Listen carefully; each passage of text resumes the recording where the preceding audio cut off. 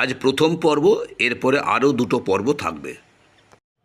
ডাব খেলে electrolyte, sodium, পটাশিয়ামের মতো অনেক কিছু পাওয়া যায়। এটা জেনেও কিন্তু বাঙালি খায় কোল্ড ড্রিঙ্কস, যেটা কিনা হাইলি অ্যাসিডিক এবং অবশ্যই সেটা জাঙ্ক ফুড। ভালো থাকবো জেনেও মরশুমি ফল, স্যালাড বা টক দই এগুলো খায় না, কিন্তু রোটেশনালি চাপ, বিরিয়ানি, কষা মাংস, চিলি চিকেন বা মোগলাই পরোটা ইত্যাদি রেস্টুরেন্টে, হোটেলে গিয়ে খেয়ে আসছে। পোড়া তেলের ট্রান্স ফ্যাট আছে জেনেও বাঙালি ওটাকেই বেশি প্রেফার করে এবং লাইন দিয়ে খায়। ফলত ট্রাইগ্লিসারিড বেড়ে যায় এবং শরীরে নানা ধরনের সমস্যা দেখা দেয়। মেডিসিনের সাইড এফেক্ট আছে জেনেও কিছু হলেই মেডিসিন দোকানে চলে যায়, ডায়েটের ধার ধারে না।